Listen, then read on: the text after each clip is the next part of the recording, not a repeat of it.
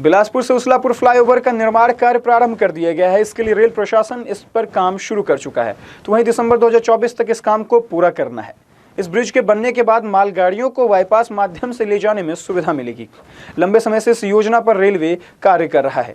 पिछले कुछ समय में बिलासपुर स्टेशन के साथ साथ आसपास के उसलापुर और अन्य स्टेशनों का भी विकास हुआ है, तो वहीं ट्रेनों और मालगाड़ियों के परिचालन के बढ़ने से इन स्टेशनों की व्यस्तता भी बढ़ी है। ऐसे में अब भारतीय रेल मालगाड़ियों के परिचालन को बेहतर करने के साथ यात्री ट्रेनों को सही समय पर चलाने के साथ यात्रियों को नई ट्रेनों की सौगात देने के दृष्टिकोण से कई स्थानों पर बाईपास लाइन बना रहा है, तो वहीं फ्लाईओवर ब्रिज का निर्माण कर ट्रेनों को संचालित करने का प्रयास भी कर रहा है।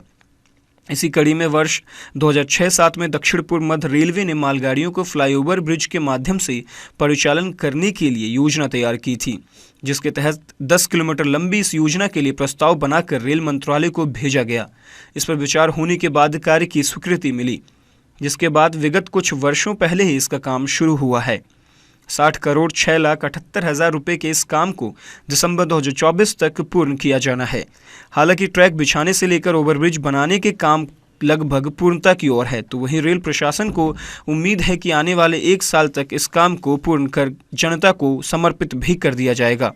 वहीं शुक्रवार को रात्रि 10 बजे से 23 दिसंबर सुबह 4 बजे तक सरगिट्टी तार बहार फाटक को भी बंद रखा जा रहा है।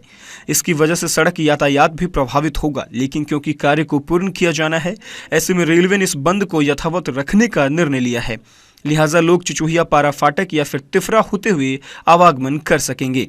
भारतीय रेल ने जिस तरह से मौजूदा समय में रेल लाइन विस्तार के साथ नई परियोजना के माध्यम से रेल परिचालन को गति देने के लिए काम किया है, वो आने वाले समय में तो भारतीय रेल को नई ऊंचाइयों तक पहुंचाने में महत्वपूर्ण होने वाले हैं। लेकिन इन सब काम में मौजूदा समय में जो तकलीफ हो रही है, वह रेल यात्रियों के लिए बेहद कठिनाइयां भरा साबित हो रहा है। ऐसे में यह फ्लाईओवर निश्चित तौर पर मालगाड़ियों के परिचालन के लिए तो लाभदायक रहेगा ही। जी न्यूज़ के लिए कैमरामैन अमर के साथ आलोक अग्रवाल की रिपोर्ट।